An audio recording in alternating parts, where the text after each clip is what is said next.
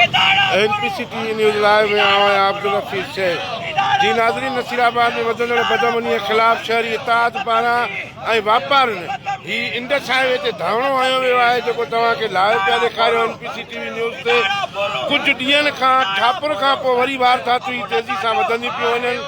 नसीराबाद शहर हिन वक़्तु लोहारनि हवाले कयो वियो आहे। 5 लख रुपया विच शहर में फुर थिया। NPC TV न्यूज़ से लाइव पिया तव्हांखे ॾेखारियूं।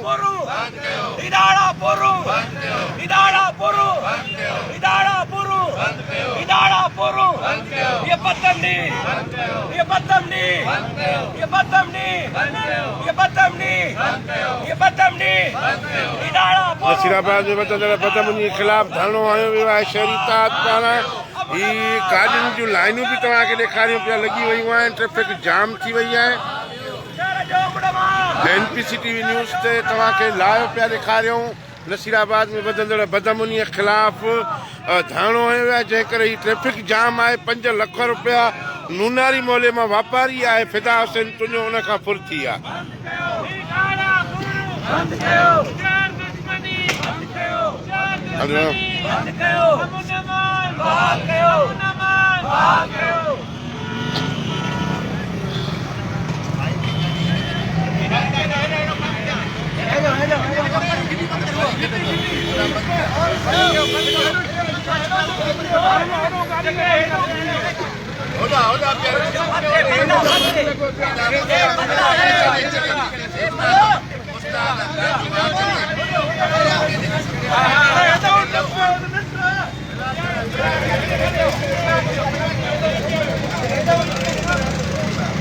ट्रैफिक खे रोकियो पियो वञे। नसीराबाद में वधंदड़ बदअमनी के ख़िलाफ़ शहरी इत्तेहाद पारां धरणो हयो वियो आहे।